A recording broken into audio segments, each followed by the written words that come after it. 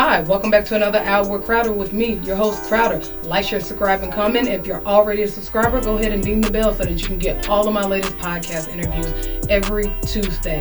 Today, we have a good ass guest once again. Vandell, hey, how you doing? Good, how you doing? What's your last name? Andrew. Andrew. Mm. I just said it outside. Vandell Andrew.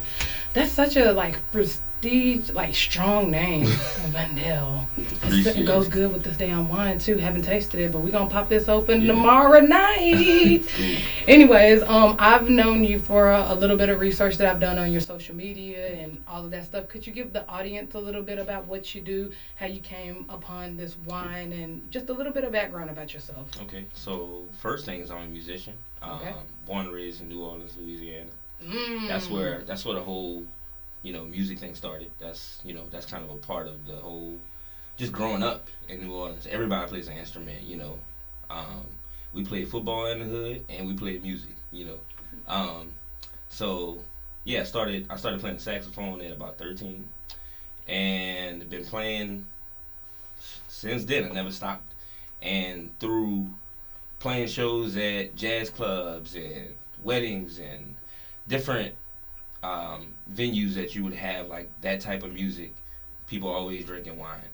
And one of the things I realized was that I wanted to, as an artist, as a businessman, always create my own thing and not have to depend on a phone call, right, from a venue, from anyone. So I created like my own experience called Ladies Night with VA. It's like it was, at least I'm not doing it now. Too busy. It's COVID too, and I just slowed down. Yeah. I got too busy at the time, but now with COVID and everything, it's slowed down a whole lot. But basically, it was a house concert, and it was for up to 10 ladies. I would bring 4 bottles of wine, like my mini concert, like a small speaker, my saxophone, and my laptop, basically. And I'll play a concert. And I will always go buy the wine from wherever, a grocery store, a liquor store. And, with me being like, I'm always thinking about branding, I felt like that was the missing piece. I had to have my own wine. So that was 4 years ago, actually, the Ladies Night with VA thing. And we just launched the wine this year in September. 2020. September. What type of wine is that? Because I know that this is a Chardonnay, right? That's Chardonnay. It's a Chardonnay. Mm-hmm. Yeah. So what other type of wine have y'all launched? Chardonnay is the first one. Why Chardonnay? It was when black girls drink Moscato. I know, right? This was my way of like, I didn't want to go that route, and now I'm like thinking like, now after we launched, that's what we get a lot. Is it sweet? And I'm like, no, it's not sweet, but give it a chance. It's not. It doesn't taste like Moscato, but it's not your typical Chardonnay that you buy from Tom Thumb either. You know what I mean? This is like some really good, smooth Chardonnay. It doesn't have the oaky taste on the end of it. You don't have that bitter aftertaste. But you're right though. That's what I noticed is, Especially here in Texas, we like sweet here. Yeah. Trying to educate the people. I like sweets too. I don't necessarily all the time like sweet wine, but yeah, trying to educate the people, just give something different. That's really important because, honestly, I don't want to stereotype us, but we like liquor more so than wine. We think wine is a bougie thing. Only bougie people drink wine, and when we do drink wine, then we don't necessarily care what type of wine it is. We just drinking it to get drunk. We don't care. We don't. I've heard that before. Yeah, too. We don't understand that there's oats and then there's sweet and then red wine goes with certain type of foods and white wine go with certain type of foods, or it complements it. It doesn't go necessarily, but it complements it. Mm-hmm. What made you pick wine instead of liquor when liquor is a bigger sale than wine? Just because, like I said, when I look in the crowd, that's what people are drinking. When at my shows, they're drinking wine. They're drinking wine most of the time more than liquor. Where do you perform at? Bars? Yeah, bars. Sandaga 813. You ever heard of that venue? It's downtown Dallas. They do it started off as a jazz venue, but it's all types of music all throughout the week. Aha, that's what it is. Because it's jazz. If that's Yeah, more jazz, yeah. like, jazzy people love to drink wine. They think it's like sophisticated, and I jazz think- is a sophisticated type of music. See, that's the thing about people and like vibes. Like it's all about people wanting to feel a certain way or feel more important or feel however they want to feel. And when they listen to my music, they want to feel this certain way, so they drinking Cabernet and Chardonnay. And you got people that's drinking the Hennessy and Crown too. That's what I drink. Yeah. But it just adds to the vibe. So Yeah. Do you think do you partner with anyone, or is it just you? Like, what was the process of saying, okay, I'm a musician, and you veer way left, like wine from a musician to wine. Well, I guess you didn't stray that far away. I'll share with you how it kind of connects together. Yeah, for sure. Go ahead. Oh no, okay. So on the back of the bottle, I'm always trying to think of ways to like implement my music, with whatever product that I'm selling. And so we came up with a way for people to scan the bottle and be able to get to my latest music by using the Spotify scan code. So if you use the Spotify app, there's a when you search on the Spotify app, there's a camera icon to the right side of the search bar that says it's just like a camera. And so you scan the Spotify code on the back of the bottle with that. When you scan the code, it goes to my playlist, the Vandell Chardonnay playlist. So I always put like whatever, if I just dropped a new track, I put it on this playlist. And it'll be at the top of the playlist. So you'll always be able to keep up with my new music if you're buying the wine. So you did kind of what, like the package thing that Nicki and Travis Scott and all those do. Is that, hey, you buy my album and you also get this, or if you buy this, then you also get a free link to my upcoming music, stuff like that. Kind of like that. Oh, you did it without even knowing it. I would say, so I'm a big, and I've always been a fan of Nipsey Hussle. And not just for his music, but okay, because I'm like, his music kind of hit or miss. I mean, I hear people say all kinds of stuff about his music, but I listen to his music, but I mainly followed him just for the businessman that he was, and when he launched the store, the Marathon store, all his products in the store were scannable.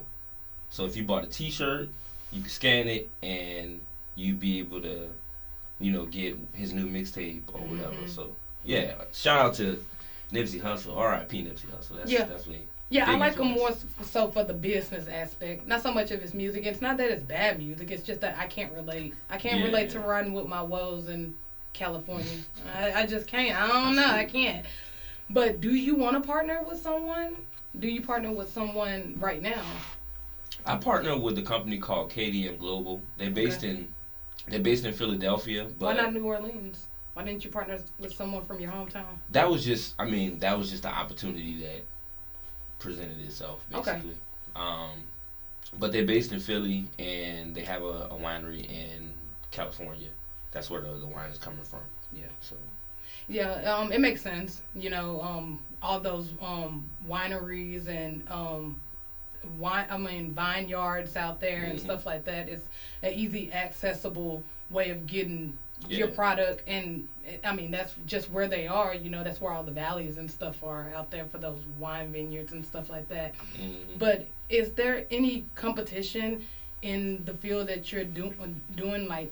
Not the musician film, because there's always competition for that. But as far as the wine, what have you experienced in the competition field with wine? Yeah, there's a lot of competition. Even as of recently, there's been a bunch of companies that's popped up over the, just the course of like the past 6 months during the pandemic, that's gotten like real popular. Black-owned companies too. Yeah. So it's beautiful to see black-owned companies, first of all, like launching and being successful. So I don't like to even think about it as competition, but it definitely creates it takes less attention away from what we got going on, and it also creates just kind of a hurdle to kind of get over when we're talking to people about being a black-owned wine company, because they think of or they bring up other names, and it's like, damn, we're not them, but like, I'm a musician doing this. It's totally different. You know what I'm saying? Yeah. So.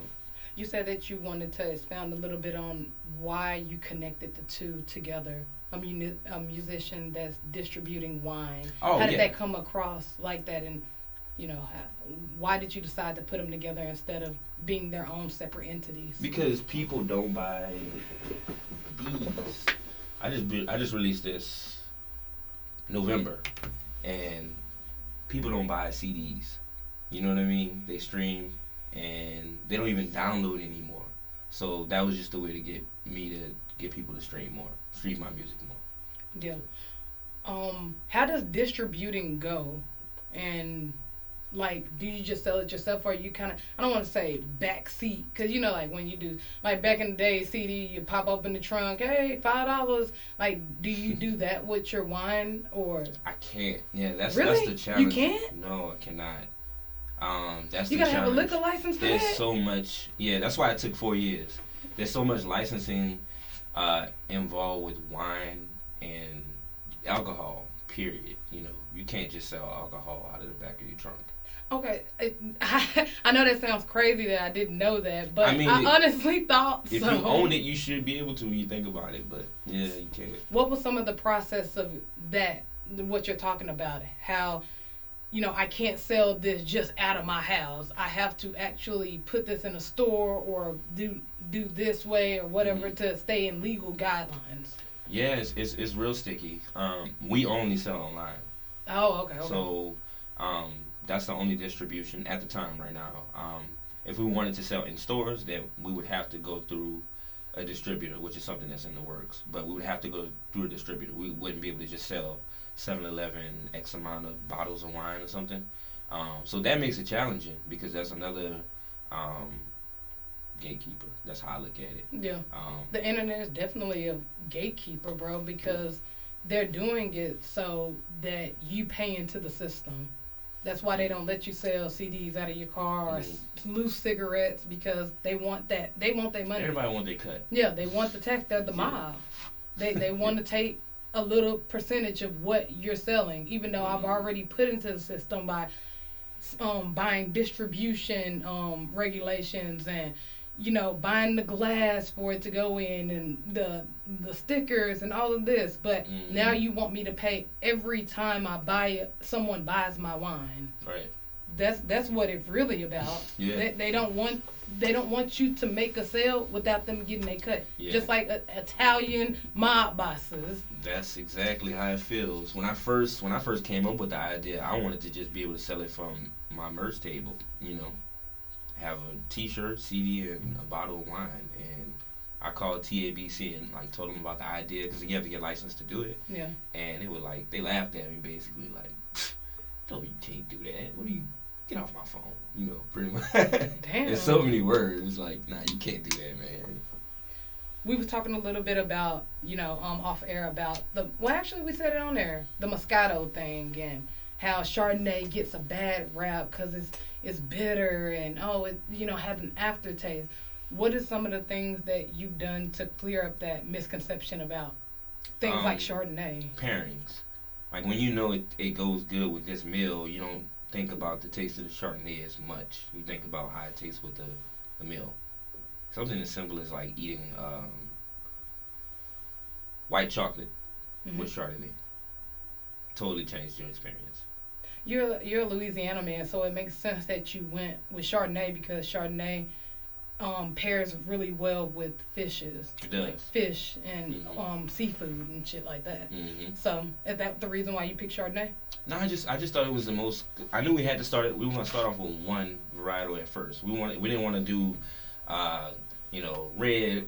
We didn't want to do Cabernet, Chardonnay, this, and spend all this money and people don't even like whatever. So we started off with Chardonnay because I felt like it was the most universal. And as far as people who drink red wine, the veteran wine drinkers who more tend to drink the red, more dry wine, would be okay with it, and the people who drink Moscato would be open to try it. So you met right in the middle. That was the way I looked at it. And now we were saying off air why you choose Chardonnay over Moscato. Why come when you know girls love Moscato? We love it. We love Moscato. Yeah, I just once again I just wanted to meet in that middle. Yeah, I wanted to find a middle ground. I didn't want to do the expected. I try to do what I expected and still fail. I mean, I don't think that it's a fail. I mean, you made it here to an hour with Crowder. Right. No, and I'm not afraid of failure, so it's all good. But. Yeah, a failure is not failure. Failure is a lesson because every time you fail, you end up figuring out what you could have done better next time. Failure is how I got here. Pretty much. Right here with Crowder. That's fucked up. It's like, yeah, I failed, but I failed my way here. I'm gonna fail your show. Hell no. Nah. But how? Okay, so.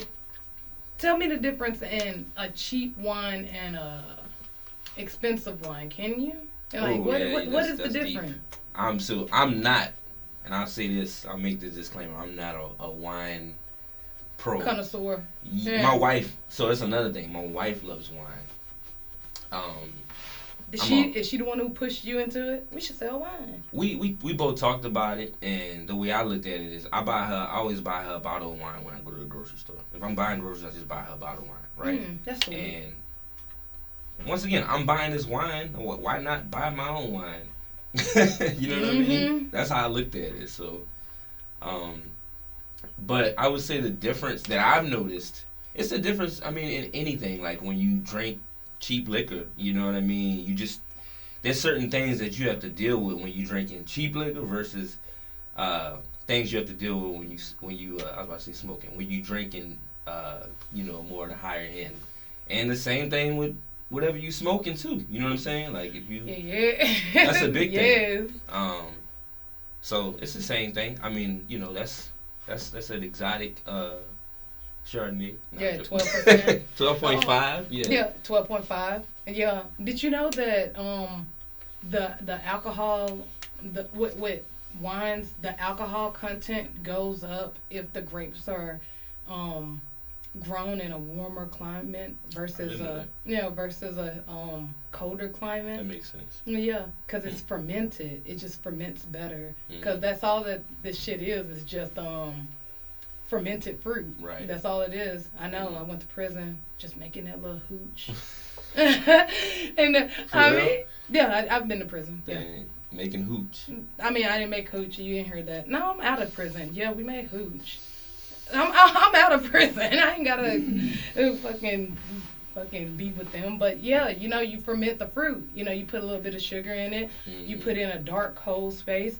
It's the same process of when you make wine on the outside. Is that they put those barrels in those dark spaces and age it. How long in prison? Yeah. You want to wait about it. I mean, cheap. Because we talk about cheap and expensive. So, I mean, it ain't the best quality, but it gets you there. So, yeah, you want to wait about 2 weeks. But that's if no one catches you. Gotcha. You got to keep it. You got to cover it. Yeah, you got to keep it hidden long enough. And, they might do a bed search. You keep your oranges and shit from lunch or dinner. And you bring it back, and then, you just kind of set it underneath your bed type shit. Put some ice on it every now and then. Drink it. I didn't. I just kind of made it a little bit from time to time. Did they have certain people that had that fire, type of thing? You heard the best stuff. Yeah, you heard. Oh, I got that fire. It's all the same. You put it in the same bed that I had, bitch. like how you gonna distinguish that yours is better? That's how we mine? Do. We gotta compete somehow. And then there's always that one crackhead that's like, yeah, hers is better. We're all in jail now. I don't know. Yeah, we kind of strayed a little bit off, but the pairing of foods. Is that really true? Yeah, definitely. Really? Because if I drink Chardonnay with the wrong food, it's gonna make I'm just gonna think this shit is nasty. I know the food is good. This wine is nasty. You know what I mean? Damn. I mean, it's not nasty, but it just may not compliment it. I mean, it's just not the best thing to eat with it. I would say something that I wouldn't eat Chardonnay with is You know what? It all depends because it's a personal preference too. But like you said, fish, like light stuff, pasta, like like chicken Alfredo pasta, like something like that is good with Chardonnay because it's like more on the lighter side. But like barbecue and Chardonnay, I don't know that really. You know what I'm saying? That sounds nasty. Yeah, I don't think that really works. You know, so. Yeah, that shit sounds nasty. Barbecue and Chardonnay, don't sound good. But barbecue and a fish fry, I might get down with that. So you might still have my bad. You might still have Chardonnay at the fish at the function. Man, you're gonna have everything in Louisiana. Y'all sell fucking liquor at Walmart there. Like that shit was so crazy when I went to New Orleans one time.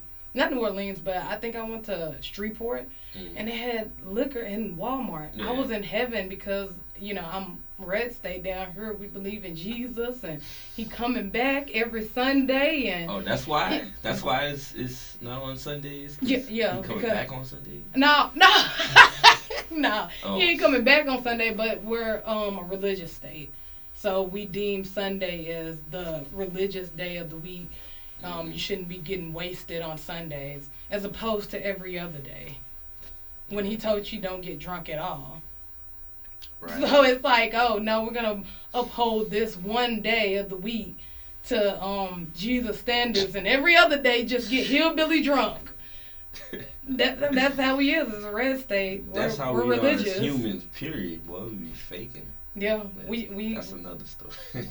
I mean, we can get into it. We on now with Crowder. Yeah, you guys have got a whole bunch of witchcraft over there in New Orleans. You said witchcraft. You talking about you got something in the corner over there? Oh, well, I guess you could say it's witchcraft. It's wizard wave juice. Shout out to Jasmine Watson. I'm just messing with that. I finished a little cup of Crown. I mean, you want another? Nah, I'm good. No, yeah, but yeah, like that shit is strong over there. Like that's religion. That's Christ over there. Did you experience any of that over there? And what made you move to Texas? Actually, answer that question. What made you move to Texas? Katrina. Hurricane Katrina. Oh, so you in that wave of the Katrina, and then you just didn't go back. I just didn't go back. I had graduated from high school in 2005, and I was in college, I think, when Katrina hit, my first semester, and I was already planning on like seeing new things. When you grow up in a place, and like I saw other, I traveled and stuff like growing up a little bit, but like, you just want to see new things. And I had planned on moving to Houston actually, and Katrina hit, and I found out we were actually there during the hurricane, and 2 weeks after we got stuck there, and found out we had some family here that evacuated here in DFW. That's why I came here. And literally just never went back. I mean, I visited, but never went back to live.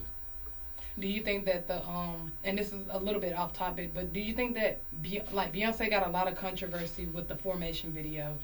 Do you think that was disrespectful? You actually being in that situation with the Katrina, how her visuals for her video was? No, I just looked at it like she was bringing attention to the worst parts of the city, honestly, the parts that nobody talks about, because it still looks that way. The way it looks in the video. Really? Yeah, it still looks that way. I mean, you know what? I haven't been in New Orleans in a year, so I don't know. I mean, that's just a year that happened in 2000 and 2005. Yeah, 2005. That should not be looking like that right now. Exactly.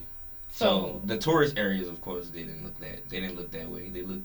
Yeah, they built that the next day. They built that shit back up with all the money that they were supposed to allocate throughout the whole state that happened to, and they just took it and built up the tourist spots because everybody loves New Orleans. Everybody loves Mardi Gras. Did I say that right? I say Mardi Gras. I don't pronounce the S at the end, but yeah, it's a Texas thing. The Mardi Gras. It's all good. Mardi Gras. Is that Mardi Gras? I just say Mardi Gras. Yeah. I think I put a little Latin accent on that. That's what it is. You put a little Tex-Mex on that. But yeah, she got a lot of backlash for that. And how did you feel coming over here from that? Because I know I don't want to say y'all. Like, y'all are a whole different, y'all are a whole different culture. But I don't want to say like y'all, like y'all, because y'all is offensive to me. I don't like that word either, but I know what you're saying though. Yeah, I don't want. New Orleans came here. Yeah, but when the people from New Orleans came here, then it was a whole Texas versus Louisiana thing going on. Did you experience any of that? I saw a little bit of it, and of course, like people from New Orleans are proud. You meet anybody from New Orleans, and you ask them if they're from Louisiana, they're gonna be like, "Man, I'm from New Orleans." Like they're proud. They like New Yorkers, So I know I had a little bit of that in me when I came here. Like I just didn't want people to mistake me for a Texan type of thing. Yeah, we're great. But when you this is totally different. It's totally different. Like we're from Louisiana, and people from New Orleans don't want people to associate them with being country as well, because we're not from Baton Rouge, Shreveport, wherever. We from the city. So I think that was another thing coming to Texas. Like we saw. I've been here for 15 plus years now, so it's totally different. But we just saw Texas people as country. Like anything you see, anything that's different, like you just look at it differently, and you don't get it, I met my wife here though, so I got 2 kids now, so I can't be mad at Texas now. But yeah, I saw that too, that whole Texas versus Louisiana, New Orleans, whatever you want to call it thing. That was BS. Do you think that you'll ever go back? No, I won't ever live there. I always go. I visit. I try to visit like a couple times a year, but I'll never live there again. So, let's veer into the incorporation of the 2 careers together. Do your saxophonist career take over the wine, or which one trumps the other? I use the music to sell the wine. So, okay. I'm mostly doing music. Yeah, the wine industry as a whole it's a whole nother beast, honestly. I honestly say I haven't devoted the time that I know that it deserves, but I try to use the music to sell the wine. For instance, if I put out like a music video or something, it's always in like the link to the description, get the album, get the wine, so. Yeah, I've seen a lot of your clientele online. They got the wine, or whatever, they're playing your music in the background. Mm-hmm. And I thought that was great because it's shedding light to not only your music, but also the wine, which is one of the things that I feel is more beneficial. Honestly, I think that the music industry is oversaturated with not so good artists either. Mm-hmm. It's really not that you shouldn't do it, but alcohol is going to sell. 211 been in business for years, and that is a shitty beer. That's really shitty. I had it once, and I looked up. I got this habit of like looking up reviews. I looked up reviews on it. All those reviews were from Texas. Probably was. It was just one video though. Me and my brothers, I have 2 younger brothers. We have a bunch of inside jokes, but one of our inside jokes come from this video. But it's like this 10-minute video. This dude drinking a warm 211. He got it out of his closet, and it's like 5 a.m. And he drinks the whole bottle, literally throws up like immediately after. But I watched this video at like 2-3 in the morning. I wasn't all the way like, you know what I mean? You ever see stuff you wake up the next morning like, what the hell did I watch? So it was one of them videos. But yeah, 211 is ugh. Yeah, I was addicted to them hoes. That's actually how I got put in jail. What's the alcohol percentage on those? Anybody know the alcohol? 12. That's what I thought. 12. Okay. So it's just cheap, basically. 12. Okay, how did that even happen? How do you determine what the alcohol percentage is gonna be? With wine? With anything. Oh, with anything. I had no idea. So how did you go about saying, okay, did you have a part in that, saying that, I want my wine to be this percentage of alcohol? They had already presented it to me, honestly. Really? They were like, the company that I deal with already had a menu for me to choose from, basically, and they sent me samples of, whatever I chose. And I said, okay, I want this one. Is it more money if you want it higher? I couldn't tell you. I would assume so. I didn't think about it in that way. I just saw 12.5. Cool, that'll work. You know what I mean? Yeah, it's a malt liquor drink. It's a 211, but sophisticated. It's a sophisticated 211. Not do that. No, this isn't 211 sophisticated. This is sophisticated wine, people. Drink this. Don't be going to go get that 211 shit. You gonna die.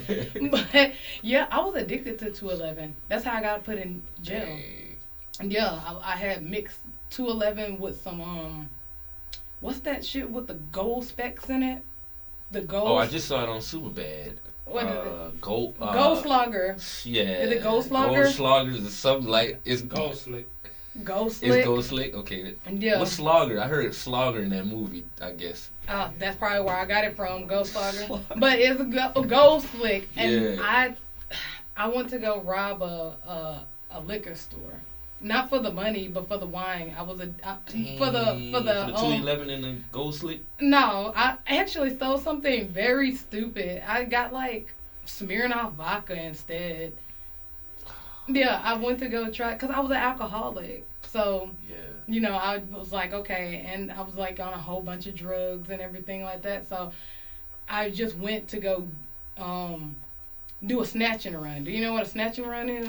You snatch and run. Yeah, right. Yeah. But the whole process of a snatch and run is you got to have two people, and so it's one person in the car running. It's one person in the car I know what I know what that shit is. I'm seeing about the corner of my eye. Like. Yeah, you got to have one person in the car running it. And you go in and you snatch it and you hurry up and get off in the passenger seat and you roll the fuck away. Well, I was really, really, really drunk, you know, half weed, half whatever. And I decided to do this by myself. You had the car pulled up? Yeah, I had the car pulled up, not even in the parking lot. Just went in, tried to snatch it, and boom, like, tried to move the security guard out the way. And all that you. They tried to. I got away. Fuck that. Well, I got away, but I didn't get away. Really what happened was that I got away, but I had a bullshit-ass Malibu that didn't really start up how it needed to start up type shit.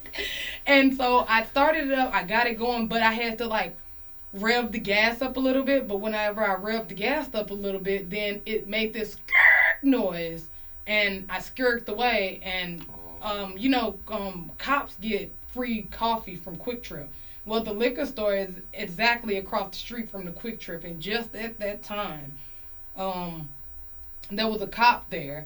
So he seen me skirk off, and he only came and he only followed me to figure out what was going on with my car. But he didn't even know that I had just did a snatch and run on this liquor store. So he hadn't even got the call yet. Damn. And so he was like, hey, ma'am, I'm just stopping you. Make sure that you okay with your car. I seen you skirk off. Or is everything okay with your car? Because I want to make sure that you make it home. I'm drunk to the motherfucker at this point. Like, yeah, I'm okay. I'm okay. And then he gets the call, the same call that I just did. And I hear, gotta go. Yeah, and I hear it on his intercom. And he's like, wait a minute, hang tight. You know, he's listening to the call, and it's the description of me on his call walkie-talkie. And I'm like, oh, I'm going down. And so he gets back to his car to put in my information, make sure that my license, registration, everything is okay. Just like it was. I would have been able to get off if he wouldn't have got that damn call. But because I fit the description, he was like, hey, wait a minute, I'm going to need you to get out the car, ma'am. And I went to jail, and I never seen the light of day again for 18 months. Dang. Look, he's like, everybody in the room is disappointed at me. Man, the Malibu. Is this wine going to do that to me? Am I going to be back in jail? You don't be doing no snatch and grab all day. Snatch and grab. Hey, that's a compliment. Somebody snatch and grab your shit. That'd be a hell of a marketing thing, right? On the news and everything. Man, let's get back. I'm sorry. On the way, he scanned to listen to the new album. Yeah, what? On the way out. Your album is playing in the background of me getting inside the car. Now, well, okay, so a little bit about your musician background. So, besides you doing saxophone, do you play any other type of instruments? Or are you even interested in playing any type of instruments? So I produce as well. Oh, for real? Yeah, so and that just started from me not being able to afford to pay a producer every time I wanted to release music. So I produce most of my, not most of my own, a good bit of my own music, and I work with a bunch of other artists as well. So with the production, of course, I play keyboards and all of the synths and all that stuff that have to do with just building a song. Okay, so you said that, and I've discovered this as well myself. I wanted to be a rapper at one point. I feel like I was. Like, why would people say I want to be a rapper or something? They look at you like wait for you to like laugh or something. Like you gave me the smirk like go ahead laugh. I wasn't gonna laugh because it's like, for one, the rap game is like the musician field, very oversaturated with not so good artists. So it's like, oh, you wanted to be a rapper too? You wanted to be one of those people? Gotcha. And I feel like I was okay. But I felt like I was okay. I wasn't great. I felt like I could have used a little bit of work, but for the most part, I felt like I was okay if I kept doing it.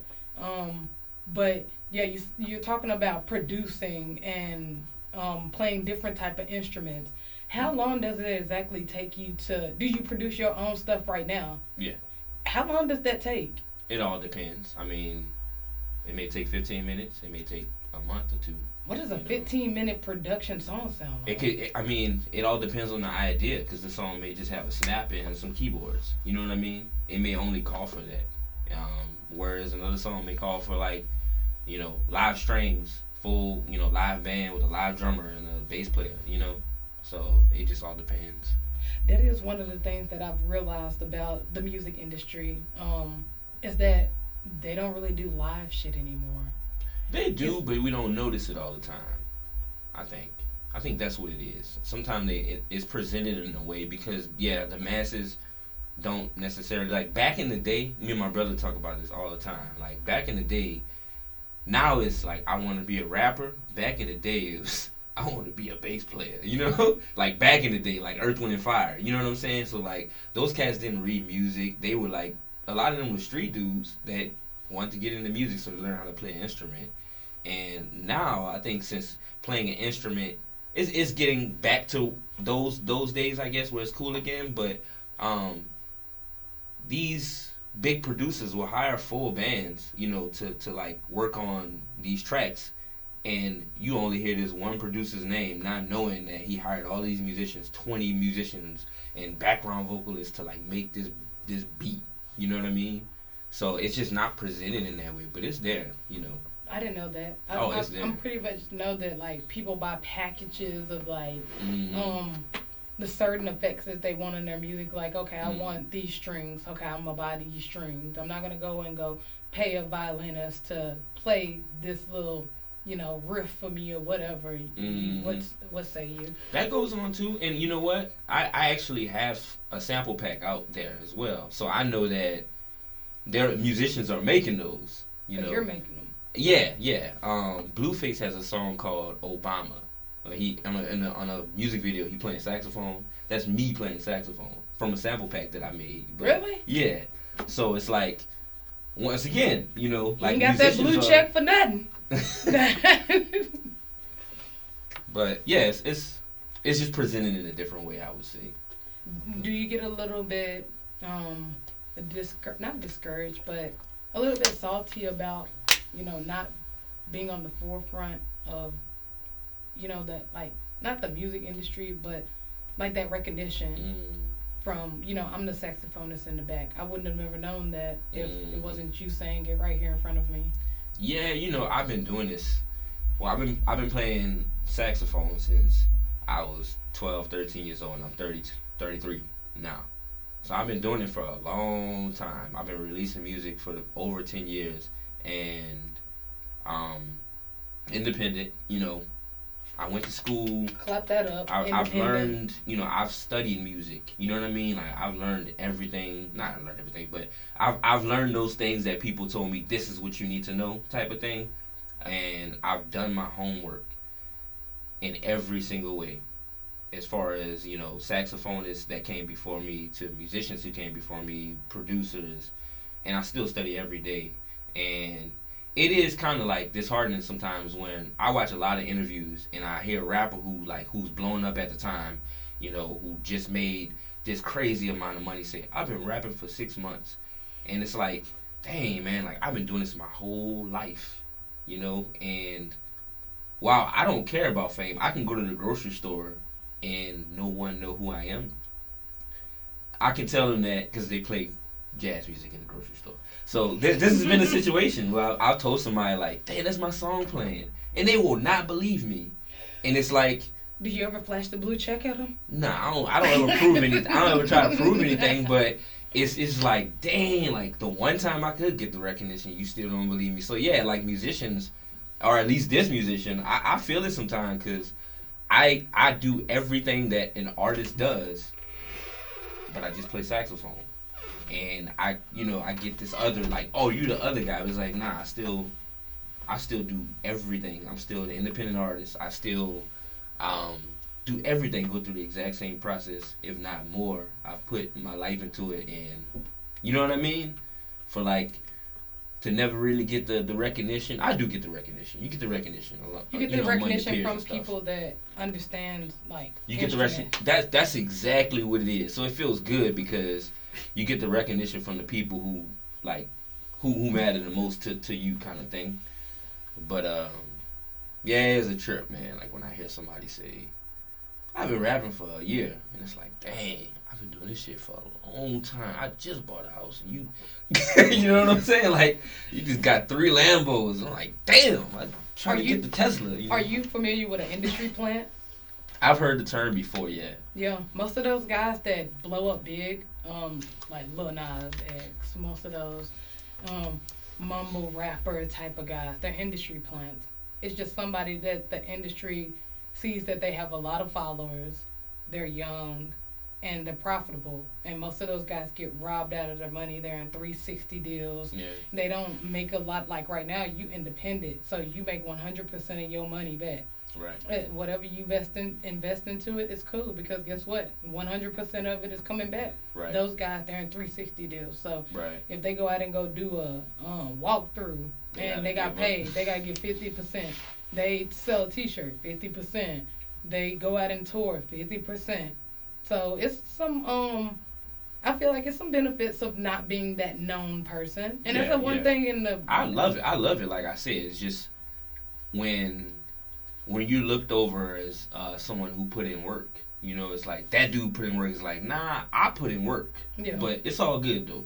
Give him his credit, No, don't give him his credit. I don't care. Let him have his shine. It's all good. I'm at the point to where like I've been doing it for a while. Like I'm able to feed my family and I'm good.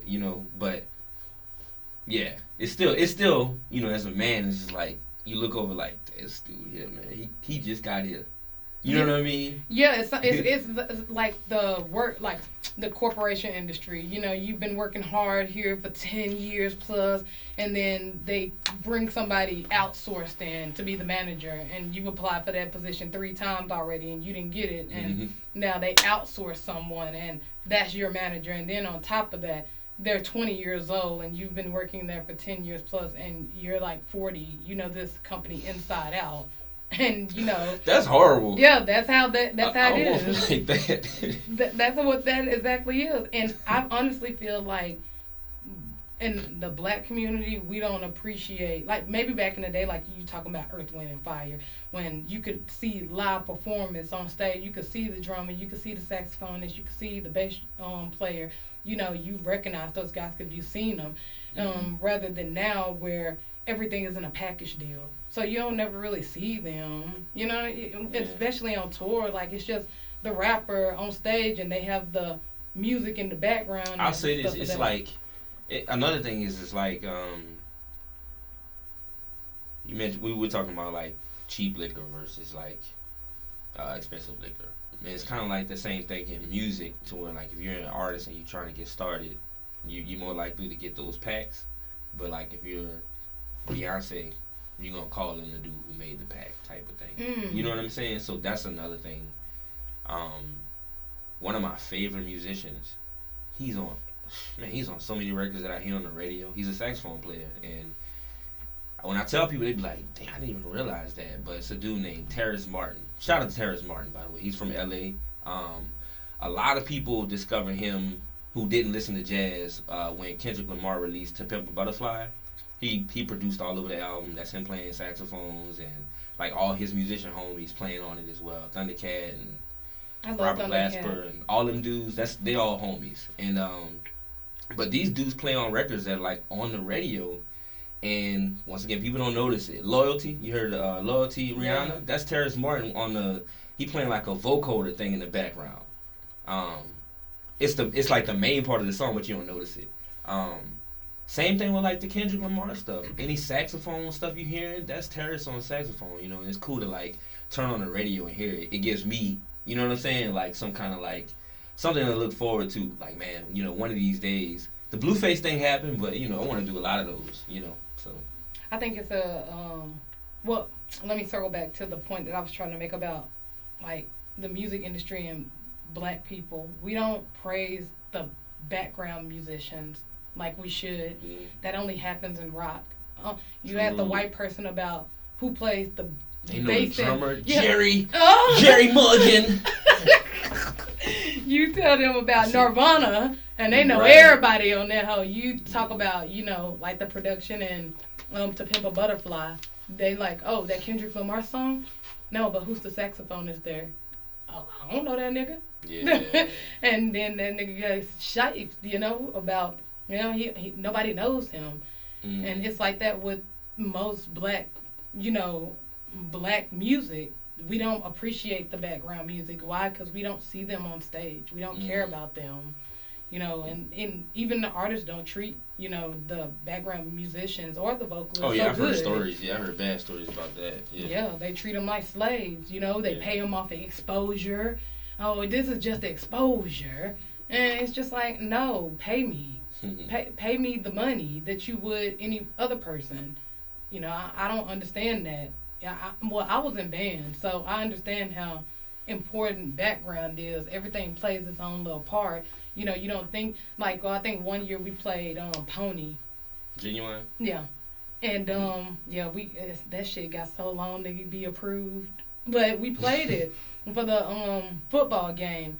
And, like, you wouldn't think that my baritone was a major part in, like, that song, but it is. Mm-hmm. Because the only thing we listen to is the melody, you know, the winds, the strings, because that's the melodic part of the song. Yeah, you wouldn't be able to recognize it. Exactly, not knowing that if I took this bass out of here, then you wouldn't really, it wouldn't really slap. The bass line makes the song. Yeah, right? It wouldn't really slap the way that you know, think it does. Mm-hmm. I agree. Yeah, it be like that sometime, bro. It's all good. Like I said, I got my own thing. So, you know, you don't have to call me. You don't have to appreciate me. You know. Speaking of your own thing, you said you got kids. Are you implementing any of these crafts that you're doing to your kids? Like, are you teaching them saxophone or any type of instruments? Or are you grooming them to take over the wine business? Yeah, I live this stuff, man. So they don't have a choice in that way. Neither one of them have a saxophone or like play every day. They're my kids are 7 and 11. My daughter's the oldest. It's about time for her actually, but they don't have saxophones. I didn't push that on them in that way. They're just always around music. They both have instruments. They both have guitars, and they kind of pull them out and play like whenever they want, type of thing. I'm letting them just discover. I don't want to push it on them. My mom made me take lessons when I was younger, and I hated it. And it made me who I am today. But it's just not their time yet for me to, like, really push it on them. It's coming, though. I just want them to discover and, like, learn it for themselves and, like, get their own relationship with music before I'll tell them what it is, you know? What are they into as of now? Like, what genre of music? They kids in 2021, so they, you know, they, like... I don't listen to a lot of... the music that the kids listen to in my house type of thing. You know, like my daughter watches TikTok videos, so, you know, she hears certain songs on there, but we don't listen to those really. But they're into what you expect a 7-year-old and an 11-year-old kid to be kind of into, you know, the whatever, you know, the dance music. they are into dance music, which or at least they play like it. It's in their blood. But y'all came up with bounce music. Right? What else are they into? A lot of the music that they're into is what I kind of introduced them to, you know. So the thing with jazz that I have a problem with, because I don't listen to jazz, but I don't listen to rap either. I listen to like soft rock. I listen to rap too, but it's more like horrorcore rap. Not like that, not that shit, because that's a low frequency of music, but like the Tyler, the Creators. Got you. I love his Igor album, by the way. It's like one of my favorite albums. The Igor? Igor. Oh, I love that album. it's okay. But this is me talking from a perspective of I loved him because of albums like Wolf and Bastard, which is more on the horrorcore side. I feel like he went a little bit industry with the Igor album, which he was singing a lot, and I don't like singy Tyler. That's where I like rappy Tyler. You don't like you like soft rock, so I can't say you don't like singy music. Is that? Well, I like soft rock for the instruments. Gotcha. Because I can hear that. I know that this is actually a guitar. You didn't buy this in a package. You know, that's actually a guitar, but you know, it's like it's something about you can hear the difference between them being in the studio and it's all of them versus they bought this package and I didn't rearrange it how I wanted to go. Gotcha. You know, and I hear a lot of that in Tyler music is that sometimes he get the live, sometimes he get the package, because I hear a lot of the same stuff that he used for like a Wolf album on his Igor album. And I like soft rock for a whole different reason, not mainly for the words, but mainly for the music, like the what's that? The composure, instrumentation. Instrumentation of it. I like horrorcore rap for what they're talking about. You know, it's like emo music for black people, basically. Oh, I got you. So you like Tyler. I'm trying to think of somebody else along those lines. It's one other person. I can't think of his name right now, but I listened to a couple of his songs. I don't want to go off the rip and say Eminem because he's okay. I mean, he was the start of that though. Yeah. Right? I mean, you got who's the guy that just died? Juice WRLD. MF Doom. Oh. I ain't got MF Doom. Okay. But he's more like a lyric underground, something like that. Yeah. He's more of that type of person. I thought you were gonna say Juice WRLD. I thought that because he was kind of like emo and it kind of sounded soft rockish too. Yeah, I liked a couple of his songs. I like Lil Uzi. Okay. It's just a lot of new niggas out here that I really just don't listen to, and it's mainly not because it's not good music. It's great music. You have 100 million followers on your page and 100 million downloads a day. You make good music, apparently. I just can't relate to it. Gotcha. Like the Wolf album, I can relate to that. I can relate to, you know, wanting to break out of this box that they've put for black people. Black people is only supposed to rap, you know, and he's like, no, we created jazz. We created, you know, rock and roll. We can go into these other fields and you're not about to pigeonhole me into this box of rap because I'm black. So I like Tyler for that. I'm really mad that I can't think of that other guy that does horrorcore. But yeah, I'm more on that spectrum of music. I just can't listen to the riding around in my Beamer type shit. I just can't because I don't have a Beamer and I don't have a lot of friends. That's why I like Kendrick. You have to be able to relate when you're listening. So actually, that's actually what I was gonna say. That's one of the reasons why I can't really relate to jazz because there's no words. Yeah. So I'll say this: jazz was what hip hop is, or not even now, but like when hip hop was introduced to like NWA and like people like that, when like the media was like going against them and saying like that's horrible music and all that. The same thing happened with jazz, and a lot of people don't realize it, but that's where everything else derives from. You know, you got this tree, and it's like jazz, and then you got rock, you got hip hop, you got funk music, you got everything. That's where everything comes from. But you know, it's just about finding the right source to listen to. Because if you say, like, for me, like I don't, I work with an artist that wanted to do like a Latin type of track. I don't really Like, I'm a black dude from New Orleans that lives in Texas. Now, I live in Texas, so I got a little Latin now, but I had to do some research. I didn't know where to go. All I did was, like, search, like, the most popular artists that I can think of in that specific, and it was like Bad Baby or something like that. That's the most popular artist. That may not be the best representation of that music though. You get what I'm saying? So like, it's the same thing with jazz. Back in the day, it was the Outlaws who played that music. Who's the Outlaws? Meaning like the outlaws of society. Okay. Yeah, like outlaws, and they like people that you couldn't play jazz music in church type stuff. Like that was the devil's music. It was that serious. And these dudes who were playing it was the gangsters. People don't look at it that way. They wore suits. What the gangsters were back in the day, they wore suits. You know what I'm saying? Like, so these was the hood dudes, but that was their way of being rappers. It was young black men who dressed up real nice to play this music that's extremely, extremely complex. It's not something that like you can listen to and be like, oh yeah, I like that kind of, at some point. You know what I'm saying? Like, I think you have to have some kind of the same way like with wine you have to like get your palate ready. It's kind of like that with jazz, if that makes any sense. Yeah. But there's some albums that I could probably recommend to you, since I know that you like hard stuff, that you probably like understand and be able to like see yourself, or you know what I'm saying, like be able to you know what I'm saying, just understand it, and that has that same hard feeling. You know what I'm saying? I would have to see it. You have to see it live? Yeah, I like jazz live. I don't like it on CD. If that makes any sense. It makes sense, but that's what I'm saying. There's some stuff out there. Once again, when we think of like genres of music are only ways to like label it for like to sell it. Mm-hmm. Music is music. It's just to put it in a box, so that it's a nice little box that if you like this, you might like this. Type of thing. So yeah, so like you got people who played on jazz albums back in the 70s that was in rock bands. You get what I'm saying? So I think it's just about finding that. I've seen some stuff.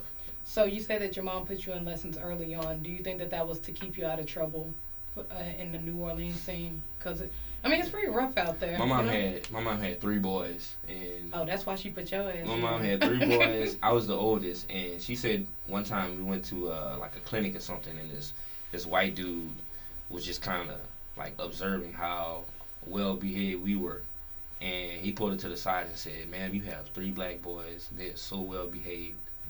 Like, I'm basically coming to you as like somebody on the other side, saying like you're not feeding into the stereotype, and I know your boys won't be a number or whatever type of thing." It was him kind of giving props. I totally chopped up with what she told me, but and she said when he told her that, it was just like, I got to make sure I do everything I got to do to make sure they don't end up on this side type of thing. So, like, I didn't grow up in, suburbia. Like, I grew up in the hood just like everybody else, but my mom had a different mindset. So, honestly, my friends that did whatever, like, they didn't bring stuff around me. I didn't even realize until later on, like, the reason why, but they didn't even bring certain stuff around me. So.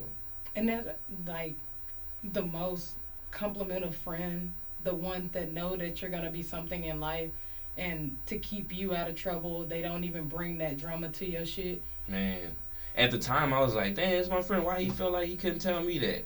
But later on I understood it, and they were just, it was out of respect for, I guess, her and her vision, and I guess what they saw in me as well. So. Yeah, I love those friends because it's so much peer pressure nowadays. So much peer pressure of, if I'm doing this, my nigga's gonna ride. No, your niggas don't have to ride. You see your nigga going to, chess games and, all that stuff, but you're gonna introduce your friend to the street life just because you're doing it? That's weak to me. That's whack as fuck. And I mean, I'm not saying, honestly, I was that friend. I was my nigga gonna ride with me. And then I ended up in jail, and all of my friends was nowhere to be found. All of the people that I was doing stuff with. But it serves me right, because I'm the one who introduced them to a lot of the stuff that wasn't necessarily good for them at the time. But, you're young, you're impressionable. Somebody turned me on, so I think that I'm doing a good deed to turn my friends on to the hustle. Gotcha. Yeah. One more question. Do you plan on? Are you in a band for one, or is it just you? Just you? I have a band. I have a group of musicians that play with me whenever I play. Basically, there's no like band name or anything. Just whenever I play, it's Vandell Andrew, and you see me with 4 of the musicians on stage. So. And they salty as fuck. Nah. Like, why the group gotta be called Vandell? It's not even, the way I look at it is these are my musician friends. Okay.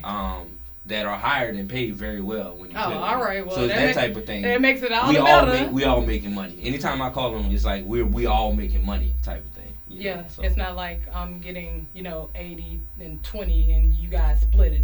Yeah, this is yeah. It's a good situation. Yeah, you're never mad at the group name as long as you're getting paid well. And another thing I think about is like I always tell them like I don't want like me to be your like way to pay anything. Like I want this to be a thing where it's strictly about the music and it's a plus that I'm getting paid. But like I feel like they should all have their own thing going on. Like I'm not the type of person that wants to be the boss or like the only dude. That doesn't make sense to me. Like if everybody around me broke, So yeah, I push them to all do their own thing, The one thing that I did find interesting in New Orleans culture is the way that y'all celebrate death.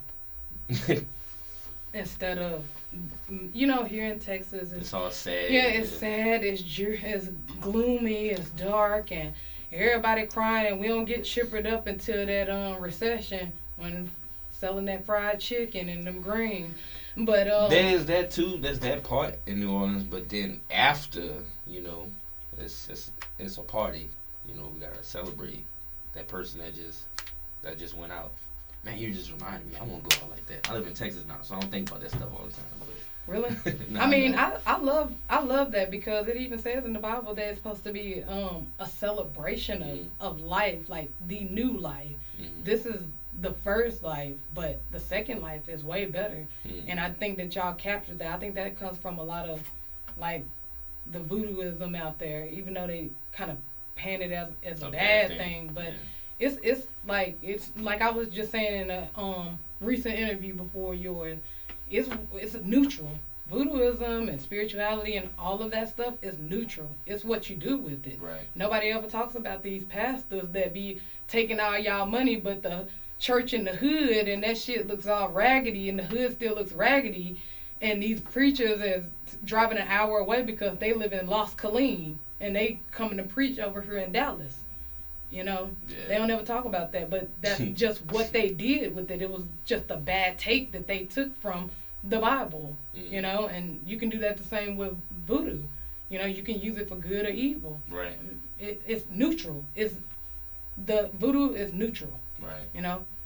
But we're gonna wrap it up with a minute with Crowder with the 5 rapid questions. You want to participate? You're like, ooh, shit, no. Okay, here we go. I see you're a fedora man, but if your hat blew away in the wind right now, which one are you going to the thrift store to go buy? A beanie or a beret? What's a beret again? It's what French men wear when they're like... they wear it backwards, right? Sometimes. Kango, right? Is that what they Yeah, it's close to a Kango. Oh, no, it's round. It got a little bib on it. Oh, what did you say? What was the first one? Beret or a beanie? Beanie. Yeah, I see you as a beanie man. If someone came along and offered you an advance check for $10,000, which business are you funding, the music or the wine? Music. You're a bum and you only got $5. Which malt liquor are you buying at the store? MD 2020 or 211? MD 2020. Ooh. I think I never had it before, but I see them in different colors, so You like, I'm poor, but I need variety. Yeah. Hell no. If you didn't sell wine, which would you sell, whiskey or cognac? Cognac. See? I just chose one, honestly. Oh, bougie and whatnot, cognac. If the saxophone was never invented, what would you play, trumpet or flute? Trumpet was my first instrument. I played flute as well. I forgot to mention it. No. Well, there you go. So, trumpet. Go ahead and put out all of your social media outlets and where everybody can reach you at in this delicious wine that we have not tasted, but we're all gonna get faded. All right. First of all, the website to my music website, vandellmusic.com. You can get the wine there as well. The wine is sold on andrewwine.com. And all my social media is at Vandell Andrew. Okay. And that is Now We're Crowded, folks, and we are out. Boom.